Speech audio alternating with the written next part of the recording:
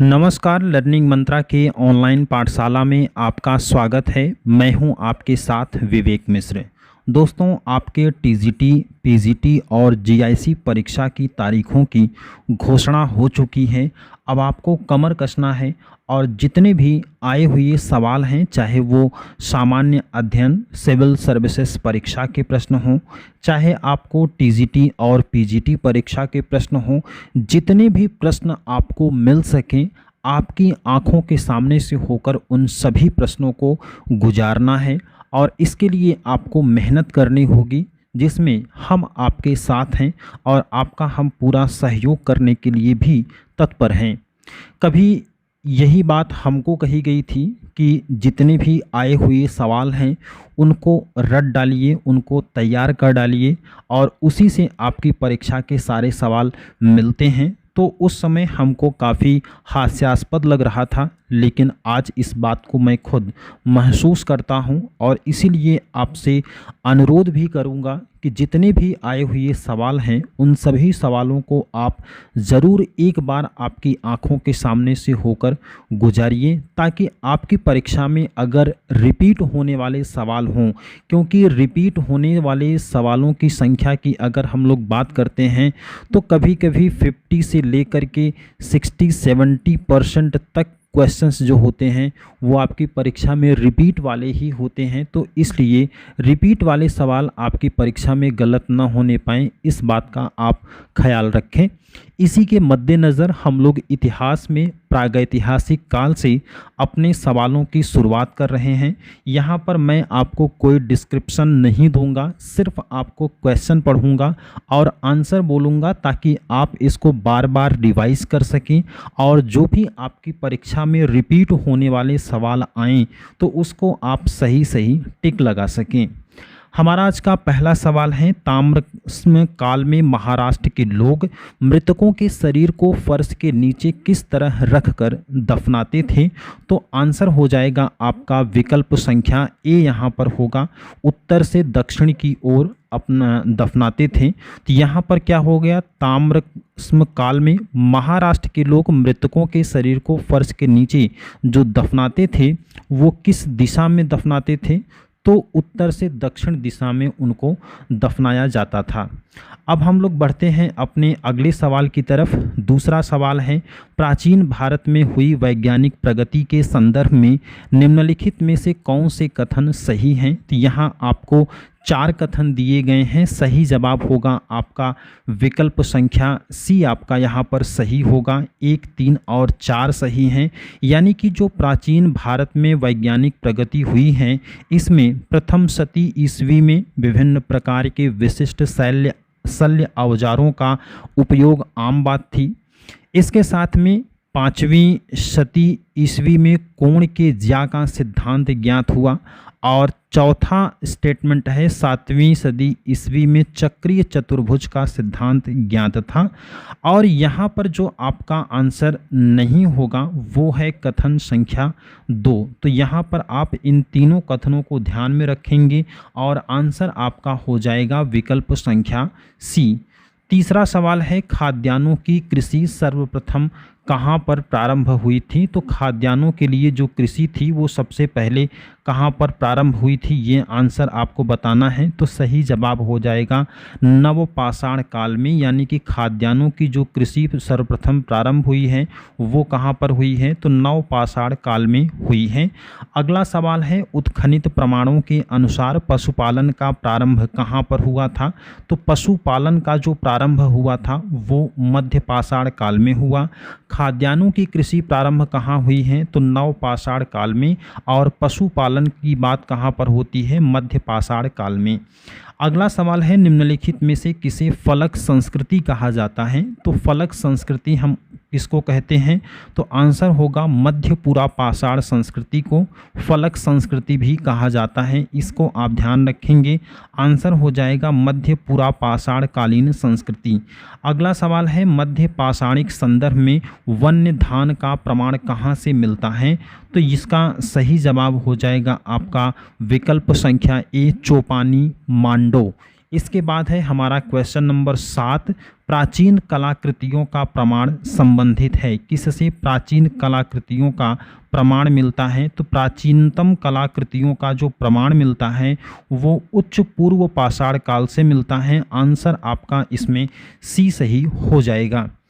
अगला सवाल है सराय नाहर राय और महदहा किससे संबंधित हैं? ये काफ़ी पॉपुलर सवाल है, आपकी परीक्षा में कई बार पूछा गया है, तो आंसर हो जाएगा आपका विकल्प संख्या सी, गंगा घाटी की मध्य पाषाण संस्कृति से। अगला सवाल है दक्षिण भारत में बृहद पाषाण समाधियाँ किससे संबंधित हैं? दक्षिण भारत की बात हो रही है, बृहद पाषाण समाधियाँ की बात हो रही है और ये संबंधित है किससे? लौह काल से। अगला सवाल निम्न पूर्व पाषाण काल के मानव के बारे में निम्नलिखित में से कौन सा तथ्य सही है? तो आंसर हो जाएगा आपका विकल्प संख्या बी, वह कोर उपकरणों का प्रयोग करता था। इस प्रकार से आंसर यहाँ पर आपका सही होगा विकल्प संख्या बी। अगला सवाल है क्वेश्चन नंबर 11 और इसमें दिया है बृहद पाषाण स्मारकों की पहचान कैसे की गई थी? बृहद पाषाण स्मारकों की पहचान की गई थी किसके ज़रिए? तो मृतक को दफनाने के स्थानों के रूप में, यानी कि बृहद पाषाण स्मारकों की जो पहचान है उसको किस रूप में जाना जाता है? मृतक को दफनाने के स्थानों के रूप में उसको जानते हैं। अगला सवाल है क्वेश्चन नंबर 12, दक्षिण भारत की महापाषाणिक समाधियां किस काल से संबंधित मानी जाती हैं? तो आंसर हो जाएगा आपका विकल्प संख्या डी, लौह काल से। दक्षिण भारत की महापाषाणिक समाधियां, दक्षिण भारत की महापाषाणिक समाधियां किससे संबंधित होती हैं, किस काल से? तो वो है लौह काल से संबंधित होती हैं। इसको आप एक वन लाइनर के रूप में भी तैयार कर सकते हैं। इन सभी को आपको रटने की ज़रूरत है ताकि अगर इनमें से कोई सवाल आपकी परीक्षा में पूछा जाए तो वो आपका गलत नहीं होना चाहिए। अगला सवाल है राख का टीला निम्नलिखित किस नवपाषाणिक स्थल से संबंधित है? तो राख का टीला जो है वो संबंधित है संगनकल्लू से। विकल्प आपका यहाँ पर बी वाला सही हो जाएगा। अगला सवाल है क्वेश्चन नंबर 14, राख के टीले किस क्षेत्र की नवपाषाणिक संस्कृति से संबंधित हैं? तो आंसर यहाँ पर हो जाएगा आपका विकल्प संख्या बी, दक्षिण भारत से, यानी कि राख के टीले किस क्षेत्र की नवपाषाणिक संस्कृति से संबंधित हैं? तो वो है दक्षिण भारत से। अगला सवाल है क्वेश्चन नंबर 15, पूर्व पाषाण कालीन मानव का मुख्य धंधा यानी कि मुख्य व्यवसाय क्या था? पूर्व पाषाण कालीन मानव का मुख्य जो व्यवसाय था वो था शिकार खेलना, या इसी को अगर आपके विकल्प में दिया जाए तो वो आखेट खेलना भी हो जाएगा। शब्दों का हेर फेर कभी कभी हो जाता है तो इसको भी आपको ध्यान रखना होगा। अगला सवाल है सिहावल एक पुरा स्थल है, किसका है? तो सिहावल किसका एक पुरा स्थल है ये आपको बताना है। तो आंसर है ये निम्न पूर्व पाषाण संस्कृति का है। आंसर यहाँ पर आपका ए वाला सही होगा।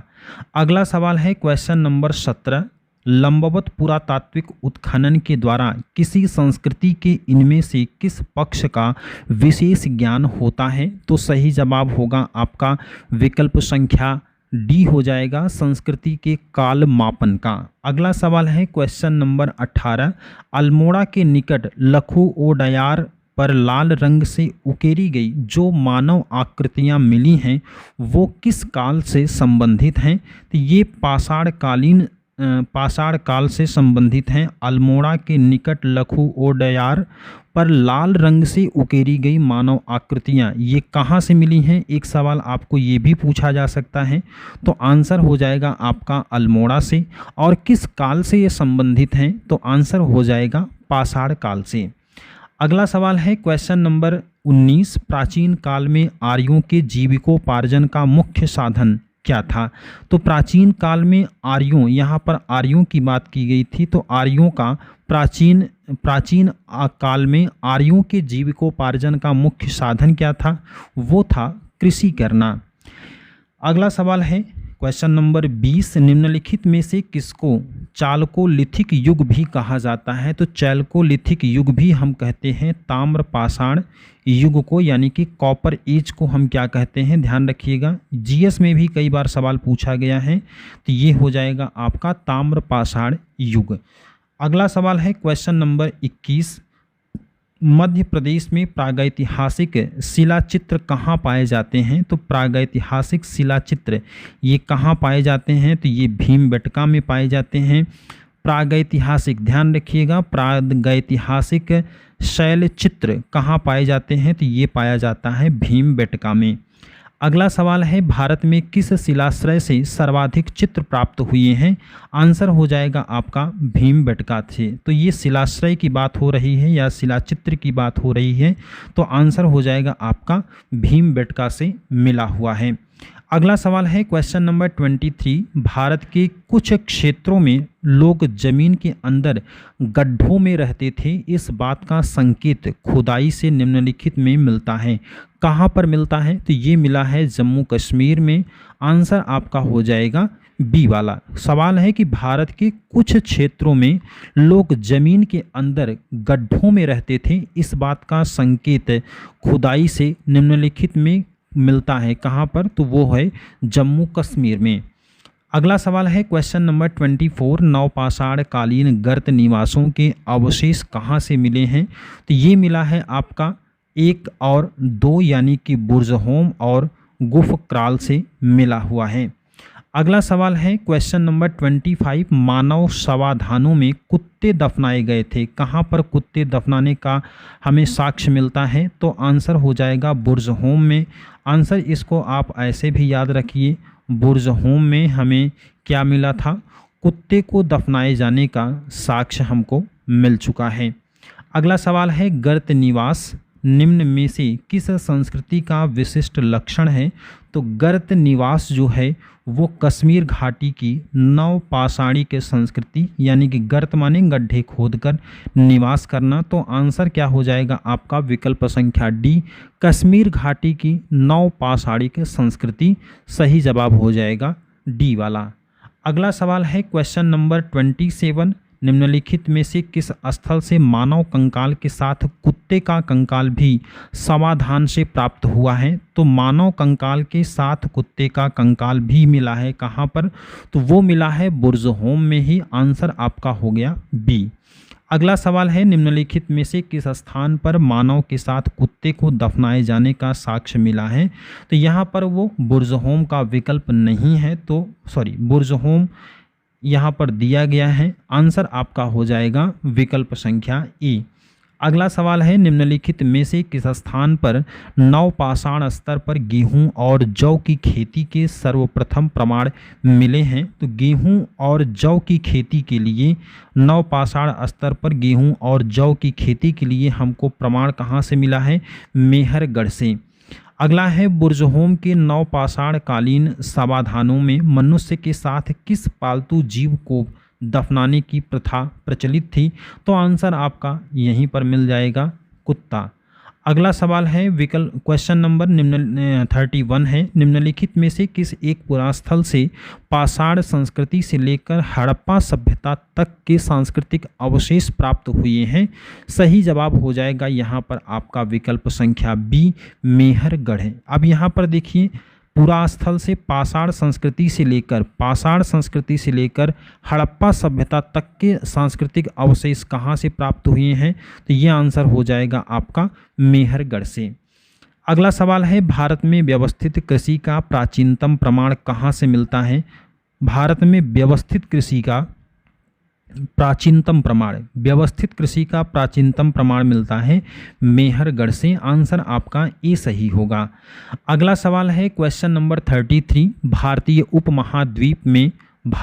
उपमहाद्वीप में कृषि के प्राचीनतम साक्ष्य प्राप्त हुए हैं। कृषि के प्राचीनतम साक्ष्य कहाँ से प्राप्त हुए हैं? तो आंसर हो गया मेहरगढ़ से। अगला है भारतीय उपमहाद्वीप में कृषि के प्राचीनतम साक्ष्य कहाँ से प्राप्त हुए हैं? तो मेहरगढ़ से। अब यहाँ पर आप देख सकते हैं कि केवल शब्दों का हेर फेर करके बहुत सारे क्वेश्चंस बनाए गए हैं। तो इस प्रकार के क्वेश्चंस भी अगर आपकी परीक्षा में पूछे जाते हैं तो उसके लिए आपको तैयार रहने की ज़रूरत है। अगला सवाल है क्वेश्चन नंबर 35, भारतीय उपमहाद्वीप में पालतू भैंस का प्राचीनतम साक्ष्य कहाँ से प्राप्त हुआ है? धोलावीरा, मेहरगढ़, मोहनजोदड़ो या राखीगढ़ी से? तो आंसर होगा आपका बी, मेहरगढ़ से। अगला सवाल है उस स्थल का नाम बताइए जहाँ से प्राचीनतम अस्थाई जीवन के प्रमाण मिले हैं। प्राचीनतम स्थायी जीवन के प्रमाण कहाँ से मिले हैं? धौलावीरा, किले गुल मोहम्मद, कालीबंगा या फिर मेहरगढ़ से? तो आंसर होगा आपका मेहरगढ़। गंगा घाटी में धान की खेती का प्राचीनतम साक्ष्य कहाँ से मिला है? गंगा घाटी में धान की खेती का प्राचीनतम साक्ष्य कहाँ से मिला है? आंसर होगा आपका विकल्प संख्या ए, लहुरा देव से। अगला सवाल है मध्य पाषाणिक प्रसंग में पशुपालन के प्रमाण जहाँ मिले वह स्थान कौन सा है? लंघनाज, बीरभानपुर, आदमगढ़, चोपनी मांडो? तो आंसर हो जाएगा आपका आदमगढ़, विकल्प संख्या सी। अगला सवाल है भारतीय उपमहाद्वीप में धान की खेती के प्राचीनतम साक्ष्य कहाँ से प्राप्त हुए हैं? तो धान की खेती के जो प्राचीनतम साक्ष्य हैं वो विंध्य क्षेत्र से मिले हैं। आंसर होगा आपका डी। अगला सवाल है क्वेश्चन नंबर 40, निम्नलिखित में से किस क्षेत्र में चावल के उत्पादन के प्राचीनतम साक्ष्य मिले हैं? मध्य गंगा घाटी, बेलन घाटी, गोमल घाटी या बोलन घाटी? तो आंसर किसमें क्या हो जाएगा? विकल्प संख्या बी, बेलन घाटी से। अगला सवाल है उच्च पुरापाषाण युगीन हड्डी की बनी मातृ देवी की मूर्ति कहाँ से प्राप्त हुई है? आंसर होगा आपका बेलन घाटी, उत्तर प्रदेश से। बेलन नदी के किनारे का क्षेत्र होगा ये।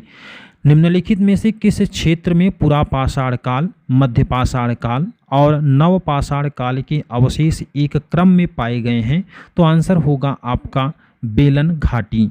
अगला सवाल है भारत में प्रागैतिहासिक मानव का प्राचीनतम जीवाश्म, प्रागैतिहासिक मानव का प्राचीनतम जीवाश्म निम्नलिखित में से किस स्थान से मिला है? भीमबेटका से, हाथनोरा से, सराय नाहर राय से या फिर दमदमा से? तो आंसर हो जाएगा आपका हाथनोरा से। अगला सवाल है मानव द्वारा सर्वप्रथम प्रयुक्त अनाज कौन है? गेहूं, चावल, जौ या फिर बाजरा? तो आंसर होगा आपका जौ। अगला सवाल है निम्नलिखित में से किस मध्य पाषाणी के स्थल से हड्डी के बने आभूषण प्राप्त हुए हैं? सही जवाब हो जाएगा आपका महदहा से, विकल्प संख्या डी। अगला सवाल है क्वेश्चन नंबर 46, होमो इरेक्टस का एक कपाल निम्नलिखित में से किस स्थल से प्राप्त हुआ था? तो आंसर हो जाएगा आपका विकल्प संख्या ए, नर्मदा घाटी में हथनोरा से। अगला सवाल है क्वेश्चन नंबर 47, हड्डी से निर्मित आभूषण भारत में मध्य पाषाण काल के संदर्भ में प्राप्त हुए हैं कहाँ से? सरायनाहर से, महदहा से, लेखहिया से या फिर चोपनी मांडो से? आंसर होगा आपका महदहा से। अगला सवाल है क्वेश्चन नंबर 48, निम्नलिखित में से किस स्थल से हड्डी के उपकरण प्राप्त हुए हैं? सही जवाब हो जाएगा आपका महदहा से, विकल्प संख्या सी यहाँ पर सही होगा। अगला सवाल है क्वेश्चन नंबर 49, एक ही कब्र से 3 मानव कंकाल, महत्वपूर्ण हो सकता है आपके लिए, एक ही कब्र से 3 मानव कंकाल कहाँ से मिले हैं? तो ये मिला है दमदमा से। एक ही कब्र से 3 मानव कंकाल कहाँ से मिले हैं? ये मिला है दमदमा से। आंसर हो जाएगा आपका बी वाला। अगला सवाल है क्वेश्चन नंबर 50, गंगा के मैदान में मानव बस्ती का प्राचीनतम अवशेष कहाँ मिलता है? बागोर, कालपी, आदमगढ़ या फिर तेरी से? तो आंसर हो जाएगा आपका विकल्प संख्या बी, कालपी से मिलता है। नेक्स्ट है दधेरी, एक परवर्ती हड़प्पीय पुरास्थल है। कहाँ का है ये?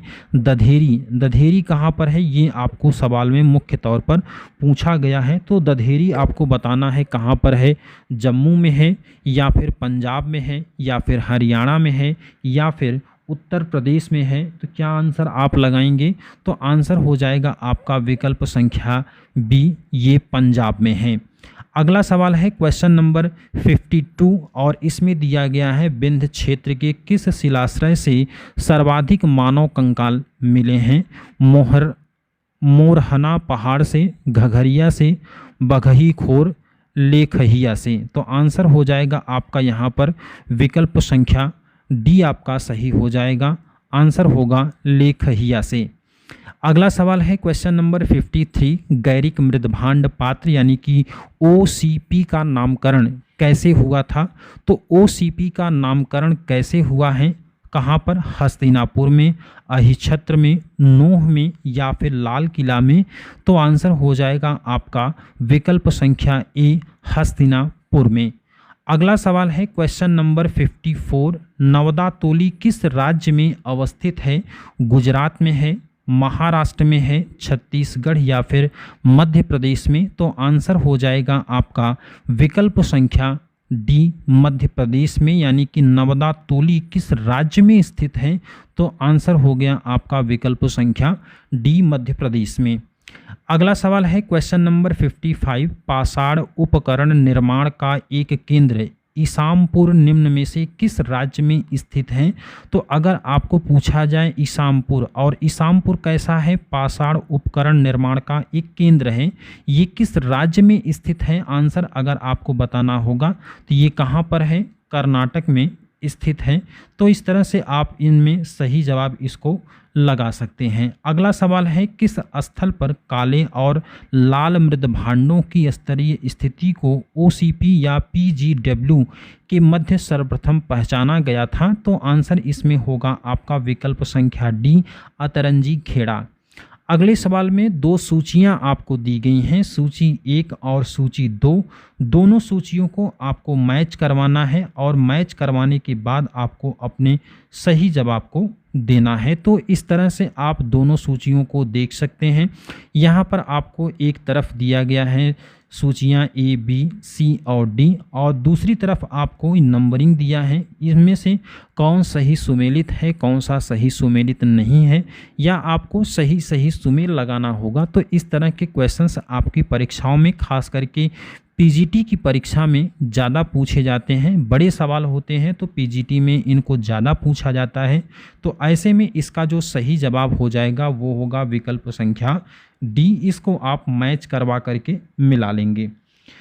हम लोग बढ़ते हैं अगले सवाल की तरफ। इसमें दिया गया है इनाम गांव किस भारत के किस राज्य में स्थित है? तो इनाम गांव किस राज्य में स्थित होगा? अगर इसको आपको सही जवाब लगाना हो तो आपके सामने ये 4 विकल्प मौजूद हैं। एक है मध्य प्रदेश, दूसरा है आंध्र प्रदेश, तीसरा महाराष्ट्र और फिर है गुजरात। तो इसका सही जवाब हो जाएगा महाराष्ट्र में स्थित है। कौन सा गाँव है? इनाम गाँव। अगला सवाल है सूची 1 और सूची 2 आपको मैच करवाना है। तो यहाँ पर सूची 1 और सूची 2 को आप ध्यान से पढ़ लें और उसके बाद जब इनको मैच करवाएंगे तो आंसर आपका यहाँ पर विकल्प संख्या बी वाला सही होगा। यानी बी जो है वो 2 के साथ मैच करेगा। फिर बी वाला विकल्प है, यहाँ पर ए होगा, ये बी होगा, ये सी होगा, ये डी होगा। यानी कि ए जो है वो किसके साथ मैच करेगा? तो ये 2 के साथ मैच करेगा ए वाला। बी वाला जो है वो 3 के साथ मैच करेगा, सी वाला जो है वो 4 के साथ, और डी वाला जो है वो 1 के साथ मैच करेगा। अगला सवाल है क्वेश्चन नंबर 60। यहाँ पर आपको 2 सूचियाँ दी गई हैं और दोनों सूची में आपको एक तरफ नदी और दूसरी तरफ हड़प्पा स्थलीय यहाँ पर स्थानों के नाम दिए गए हैं। तो कहाँ पर ये मौजूद हैं इनको आपको मैच करवाना है। तो मैच करवाने के बाद आपका जो सही जवाब होगा वो होगा विकल्प संख्या बी, 2, 3, 4, 1। अगला सवाल है निम्नलिखित में से कौन सा सही सुमेलित नहीं है? यहाँ पर कायथा कर्नाटक है, चिरांद बिहार है, पांडुराज राजार ढीबी बंगाल में है और दायमाबाद महाराष्ट्र में है। तो आंसर हो जाएगा आपका कायथा कर्नाटक में। अगला सवाल है क्वेश्चन नंबर 62। निम्नलिखित दर्शनीय स्थानों को सुमेलित कीजिए। उदयगिरी दिया है, भीमबेटका है, बांधवगढ़ है, चित्रकूट है। तो यहाँ पर किस तरह से इनका संबंध है ये आपको बताना है, मैच करवाना है दोनों सूचियों को। तो आंसर हो जाएगा आपका विकल्प संख्या डी, 2, 1, 4, 3। अगला सवाल है कथन और कारण का। कथन कहता है प्रागैतिहासिक भारत के संदर्भ में अधिकतर कृषि स्थलों से नवपाषाणकालीन उपकरण भी उपलब्ध हुए हैं, जबकि कारण कहता है स्थायी कृषि गतिविधि के लिए आवश्यक था कि विभिन्न प्रकार के सूक्ष्म पाषाण उपकरणों का विकास तथा उपयोग हो सके। यहाँ पर कूट की सहायता से आपको सही जवाब देना है। आंसर होगा आपका ए, क्योंकि कूट कथन और कारण दोनों सही हैं और कारण कथन का सही स्पष्टीकरण भी है। अगला सवाल है क्वेश्चन नंबर 64। यहाँ पर आपको सूची 1 और सूची 2 को मैच करवाना है। ये आपको जो खराब सा दिख रहा है इसका ये मिस प्रिंट है, तो इसको आप समझेंगे। सूची 1 को सूची 2 से सुमेलित कीजिए और सूचियों के नीचे दिए गए कूट से सही उत्तर का चयन कीजिए। सूची 1 जो है यहाँ पर आपको स्थानों के नाम हैं, सूची 2 में आपको उससे संबंधित महत्वपूर्ण बातें हैं। तो इनको जब आप मैच करवाएंगे तो आंसर हो जाएगा आपका विकल्प संख्या बी, यानी कि 4 3 2 1 इसका सही मिलान हो जाएगा। अगला सवाल है क्वेश्चन नंबर 65। कोपेनहेगन संग्रहालय की सामग्री से पाषाण, कांस्य और लौह युग का त्रियुगीय विभाजन किसने किया था? सही जवाब होगा थॉमसन ने किया था। अगला सवाल है भारत के किस स्थल की खुदाई से लौह धातु के प्रचलन के प्राचीनतम प्रमाण मिले हैं? तक्षशिला, अतरंजी खेड़ा या फिर कौशाम्बी या हस्तिनापुर से? तो आंसर होगा आपका अतरंजी खेड़ा से मिला है। विकल्प संख्या यहाँ पर बी आपका सही होगा। अगला सवाल है 67। भारत में सर्वप्रथम पूर्व पाषाणकालीन उपकरण रॉबर्ट ब्रूस फुट को कब मिला था? तो इसका सही जवाब हो जाएगा विकल्प संख्या बी आपका सही होगा। अगला सवाल है क्वेश्चन नंबर 68 में भारत में प्रथम पूरा प्रस्तर युगीन औजार की खोज का, जिससे देश में प्रागैतिहासिक अध्ययन का रास्ता खुला, इसका श्रेय किसको जाता है? इसको अब ध्यान से आपको पढ़ने की ज़रूरत है। सवाल है कि भारत में प्रथम पूरा प्रस्तर युगीन औजार की खोज का, जिससे देश में प्रागैतिहासिक अध्ययन का रास्ता खुला था, उसका श्रेय किसको जाता है? तो आंसर हो जाएगा आपका आरबी फूट को। अगला सवाल है क्वेश्चन नंबर 69 और इसमें पूछा गया है भारत में प्रथम पूरा पाषाणिक उपकरण की खोज करने वाले रॉबर्ट ब्रूस फुट थे, एक क्या थे? यानी कि इनका पेशा क्या था? जो रॉबर्ट ब्रूस फुट थे इनका पेशा था ये भूगर्भ वैज्ञानिक थे। अगला सवाल है क्वेश्चन नंबर 70। निम्नलिखित में से किसे भारत में प्रागैतिहासिक पुरातत्व का जनक कहा जाता है? तो प्रागैतिहासिक पुरातत्व का जनक हम किसको कहते हैं? तो ये हैं ए कनिंघम, विकल्प संख्या बी। अगला सवाल है नवदा टोली का उत्खनन किसने किया था? तो नवदा टोली का उत्खनन जो किया था वो किए थे एच.डी. सांकलिया। विकल्प आपका यहाँ पर सी वाला सही होगा। अगला सवाल है question number 72। Robert Bruce foot जिन्होंने भारत में प्रथम पूर्व पाषाणिक उपकरण की खोज किया था, वो मूल रूप से कहाँ के थे? तो आंसर होगा क्या थे, ये आपसे पूछा गया है। तो आंसर होगा आपका ये एक भूवैज्ञानिक थे। अगला सवाल है प्रारंभिक पूर्ण मानव को किस नाम से जाना जाता था? तो प्रारंभिक पूर्ण मानव को किस नाम से जानते थे? तो वो जाना जाता था क्रोमेगनन से। अगला सवाल है क्वेश्चन नंबर 74। वस्त्रों के लिए कपास की खेती का आरंभ सबसे पहले कहाँ पर हुआ था? तो ये भारत में ही हुआ था। आंसर आपका डी होगा। अगला सवाल है क्वेश्चन नंबर 75। कार्बन डेटिंग का प्रयोग किसकी उम्र निर्धारित करने के लिए किया जाता है? तो इसका हम जो उपयोग करते हैं वो होता है फॉसिल्स की आयु को ज्ञात करने के लिए। अगला सवाल है क्वेश्चन नंबर 76। भारत में मानव का सर्वप्रथम साक्ष्य कहाँ मिलता है? भारत में मानव का सर्वप्रथम साक्ष्य कहाँ मिलता है? तो ये नर्मदा नदी की घाटी में मिलता है। अगला सवाल है मध्य प्रदेश के किस पुरातात्विक स्थल से प्रारंभिक ऐतिहासिक युग के विविध लौह उपकरण प्राप्त हुए हैं? सही जवाब हो जाएगा आपका नागदा से। विकल्प संख्या डी। अगला सवाल है क्वेश्चन नंबर 78। ताम्रपाषाण यानी कि चैल्कोलिथिक मालवा संस्कृति के अवशेष निम्न में से कहाँ से प्राप्त हुए हैं? तो मालवा संस्कृति का जो क्षेत्र है वो आहार और गिलुंड में था। आंसर आपका डी सही होगा। अगला सवाल है क्वेश्चन नंबर 79। इसमें दिया गया है गुफ़ कराल निम्न में कहाँ स्थित है। तो गुफ़ कराल जो है वो स्थित है स्वात घाटी में। आंसर होगा ए। अगला और इस चैप्टर का आखिरी सवाल है निम्नलिखित किस ताम्रस्मकालीन स्थल से तांबे के प्रयोग का साक्ष्य प्राप्त हुआ है। तो आंसर हो जाएगा आपका विकल्प संख्या ए, अहाड़ में। हम लोग बढ़ते हैं दूसरे चैप्टर की ओर जिसका नाम है सिंधु घाटी की सभ्यता। पहला सवाल है भारतीय पुरातत्व का जनक किसे कहा जाता है। तो भारतीय पुरातत्व का जनक किसको कहा जाता है, अलेक्जेंडर कनिंघम को। अगला सवाल है पुरातात्विक स्थल संघोल कहाँ पर स्थित है। तो संघोल कहाँ पर स्थित है ये आपको बताना है। तो इसका आंसर है पंजाब में, विकल्प संख्या बी। अगला सवाल है सिंधु घाटी सभ्यता के संदर्भ में निम्नलिखित कथनों पर विचार करिए। यहाँ पर आपको दो कथन दिए गए हैं। पहला कथन कहता है यह प्रमुखतः लौकिक सभ्यता थी, यानी कि दिखने वाली सभ्यता थी और उसमें धार्मिक तत्व यद्यपि उपस्थित था, वर्चस्वशाली नहीं था। दूसरा कथन कहता है कि उस काल में भारत में कपास से वस्त्र बनाए जाते थे।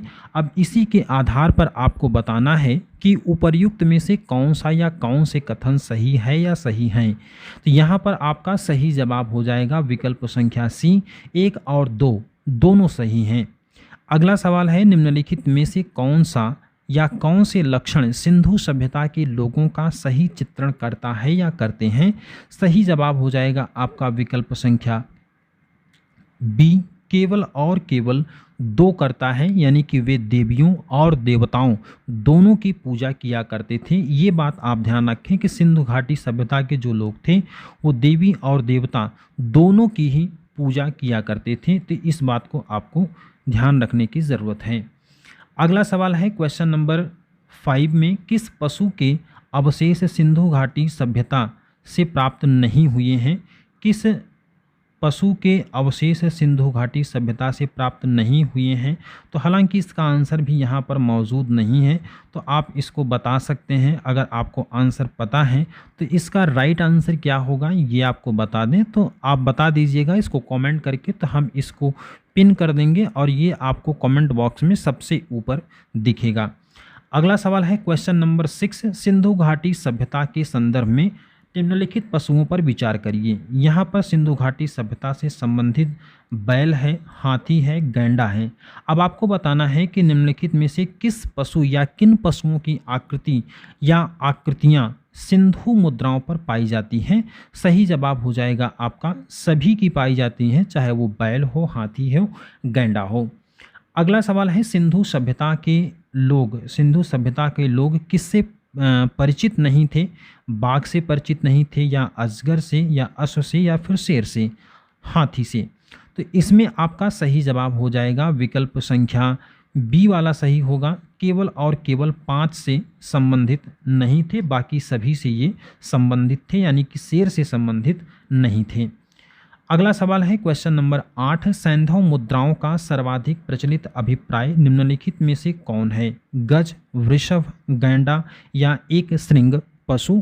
आंसर हो जाएगा आपका विकल्प संख्या डी।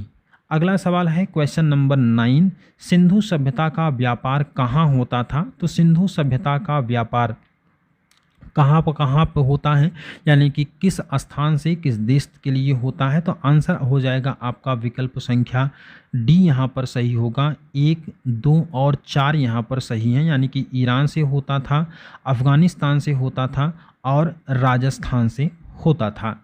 अगला सवाल है क्वेश्चन नंबर 10 सिंधु सभ्यता को हड़प्पा सभ्यता क्यों कहा जाता है। क्योंकि इसका सामान्य बहुत ही आसान सा सवाल है ये, क्योंकि सबसे पहले खुदाई हड़प्पा नामक स्थान पर हुई है। अगले सवाल की ओर बढ़ते हैं। सिंधु सभ्यता का तिथिक्रम सर्वप्रथम किससे निर्धारित किया गया था, किस प्रक्रिया के जरिए इसको डिसाइड किया गया था। तो ये है मेसोपोटामिया के अवशेषों के सापेक्ष कालक्रम से। अगला सवाल है सिंधु सभ्यता में निम्न में से कौन सी चीज़ें पाई गई हैं। सिंधु सभ्यता में जिन चीज़ों को खोजा गया है उनमें है अन्नागार, 2 मंजिला भवन और स्नानागार। अगला सवाल है क्वेश्चन नंबर 13 सिंधु सभ्यता के पतन के कारणों में सर्वाधिक महत्वपूर्ण पतन के कारणों में सर्वाधिक महत्वपूर्ण आपको कारण बताना है। आंसर हो जाएगा आर्यों का आक्रमण। हालांकि इसके पीछे बहुत सारे लोगों का, अलग अलग विद्वानों का अलग अलग मत है। कोई बाढ़ से कहता है, कोई विदेशी व्यापार में हरास से, कोई नदियों के प्रवाह में परिवर्तन से। तो इसके अलग अलग कारण हो सकते हैं। अगर आपको डाउट है तो हमको आप कमेंट ज़रूर करिएगा कि कौन सा इसमें सबसे सटीक आंसर होगा। और अगर आपको पता हो कि सबसे सटीक आंसर इसका क्या हो सकता है तो हमें आप कमेंट कर दीजिएगा, ताकि अन्य लोगों को भी इसकी जानकारी हो जाए। अगला सवाल है क्वेश्चन नंबर 14, सिंधु सभ्यता के मापक किस गुणन भार के हैं? किस गुणन भार के हैं? तो आंसर हो जाएगा आपका विकल्प संख्या 16 गुणज भार के, यानी कि विकल्प संख्या सी आपका सही होगा। अगला सवाल है क्वेश्चन नंबर 15, सिंधु सभ्यता किससे संबंधित है? तो सिंधु सभ्यता का जो संबंध होता है वो आद्य ऐतिहासिक युग से होता है। अगला सवाल है क्वेश्चन नंबर 16, सिंधु घाटी सभ्यता का कौन सा स्थान अब पाकिस्तान में है? तो इसमें कौन सा पाकिस्तान में है, ये आंसर आपको बताना है। तो सही जवाब हो जाएगा आपका विकल्प संख्या बी वाला, यानी कि हड़प्पा। अगला सवाल है क्वेश्चन नंबर 17, सिंधु घाटी की सभ्यता को जानने का मूल स्रोत है वह पाई गई है, कहाँ पर पाई गई है? तो आंसर हो जाएगा आपका विकल्प संख्या सी, नगरों के अवशेष। अगला सवाल है क्वेश्चन नंबर 18, सिंधु सभ्यता निम्नलिखित में से किस युग के अंतर्गत आती है? ये आपसे सवाल रिपीट हो रहा है, तो आंसर हो जाएगा आपका आद्य ऐतिहासिक काल से। अगला सवाल है, सिंधु घाटी संस्कृति वैदिक सभ्यता से भिन्न थी, क्यों भिन्न थी? यही आपको बताना है कि सिंधु घाटी संस्कृति वैदिक सभ्यता से कैसे भिन्न थी। तो आंसर हो जाएगा आपका इनमें से सभी होंगे, यानी कहने का मतलब है कि इनके पास विकसित शहरी जीवन की सुविधाएं मौजूद थीं, इनके पास चित्रलेखी लिपि थी और सिंधु घाटी के पास में लोहे और रक्षा शस्त्रों के ज्ञान का अभाव था। अगला सवाल है क्वेश्चन नंबर 20, सिंधु सभ्यता के बारे में निम्न में से कौन सा कथन असत्य है? आपको गलत कथन बताना है।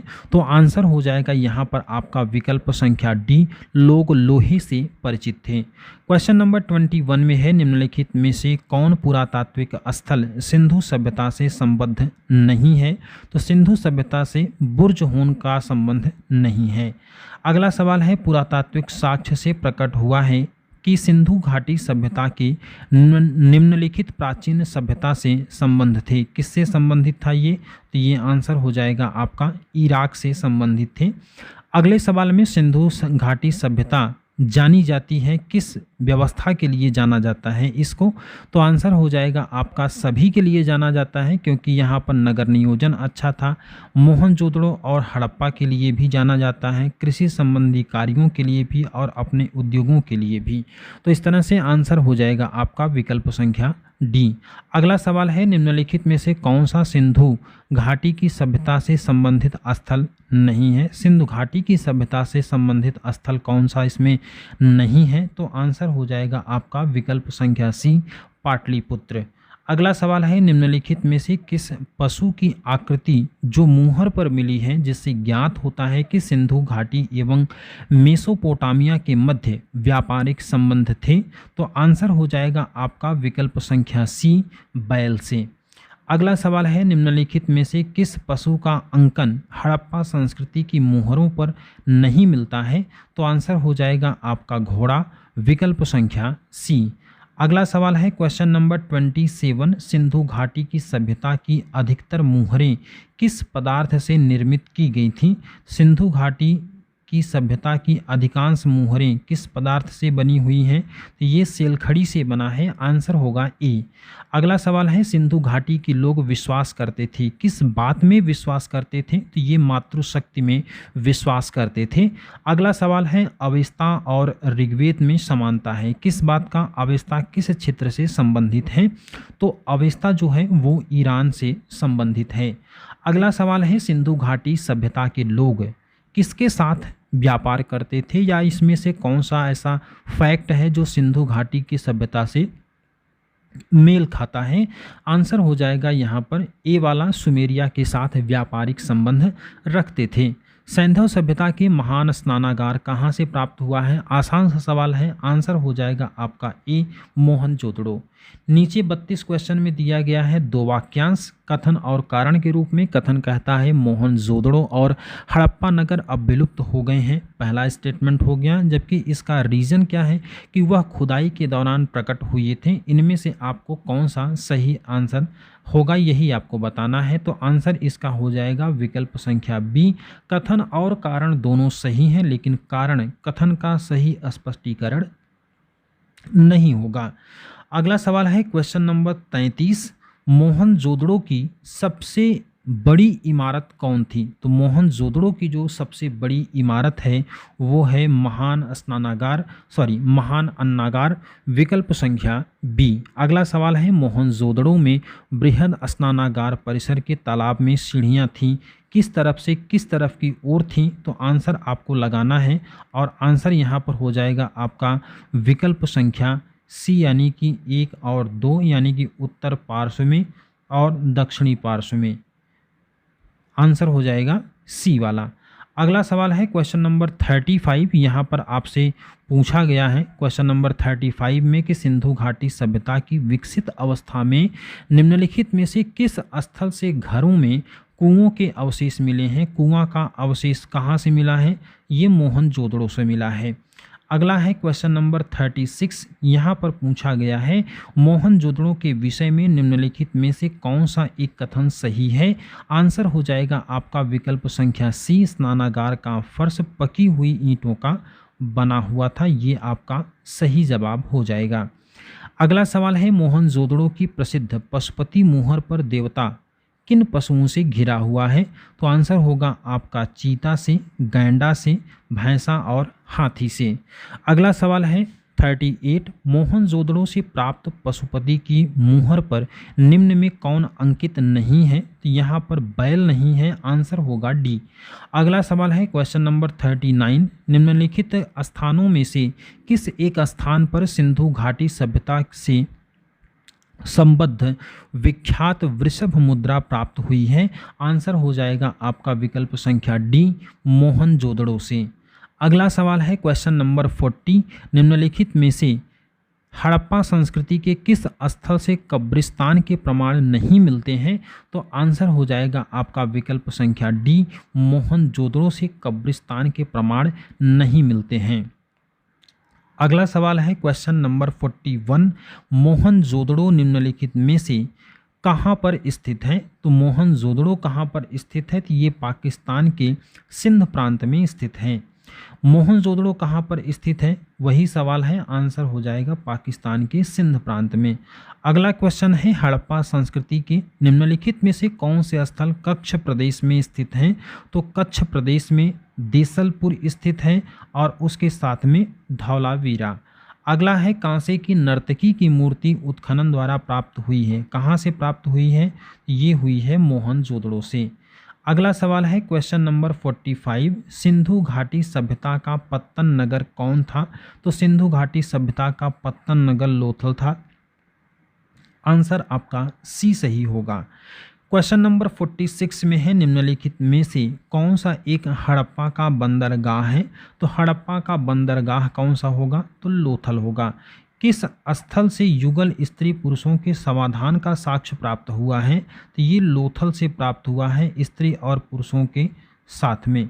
सिंधु सभ्यता का कौन सा स्थान भारत में स्थित है? तो सिंधु सभ्यता का कौन सा स्थान ऐसा है जो भारत में स्थित है? तो वो है लोथल। अगला सवाल है क्वेश्चन नंबर 49। लोथल का गोदीबाड़ा अच्छी तरह जुड़ा हुआ था, किस नदी से जुड़ा था? तो लोथल जो है वो भोगवा नदी से जुड़ा था। अगला सवाल है युग्म समाधान का लक्ष्य कहाँ से प्राप्त हुआ है? तो युग्म समाधान का लक्ष्य जो है वो लोथल से प्राप्त हुआ है। आंसर आपका सी होगा। अगला सवाल है क्वेश्चन नंबर 51।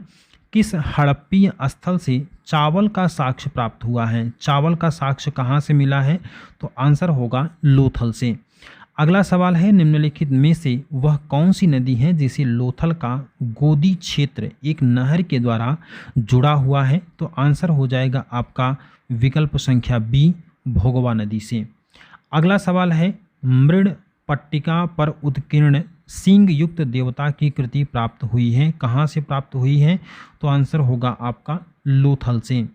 क्वेश्चन नंबर 54 में है, हड़प्पा संस्कृति के निम्न स्थलों में से चावल के प्रमाण कहाँ से मिले हैं? तो आंसर हो जाएगा आपका विकल्प संख्या बी, लोथल से। अगला सवाल है कि लोथल कहाँ पर है? तो ये है गुजरात में। हाथी दांत का पैमाना हड़प्पी संदर्भ में कहाँ से मिला है? तो ये लोथल से ही मिला है, आंसर बी होगा। अगला सवाल है क्वेश्चन नंबर 57, हड़प्पा सभ्यता की 2 नवीनतम खोजों का निर्धारण कीजिए, कुंतासी, धौलावीरा, रोपड़ और मांडा। तो यहाँ पर आपको सही जवाब देना है, आंसर हो जाएगा आपका ए, विकल्प संख्या ए होगा, 1 और 2 यानी कि कुंतासी और धौलावीरा। तो इस तरह से आपने देखा कुछ महत्वपूर्ण प्रश्नों का अभ्यास जो आपके टीजीटी, पीजीटी और जीआईसी 2021 की परीक्षा के लिए महत्वपूर्ण हो सकते हैं। इसमें हमने आपको सिर्फ क्वेश्चन और आंसर पढ़ के सुनाया है, और क्वेश्चन आंसर पढ़ने का मुख्य उद्देश्य ये है कि अगर आप कोई काम कर रहे हैं उस दौरान भी अपनी तैयारी को कंटिन्यू रखना चाहते हैं तो ये वीडियो आपके लिए बेनिफिशियल होगा। मिलते हैं अगले वीडियो के साथ, तब तक के लिए जय हिंद, वंदे मातरम।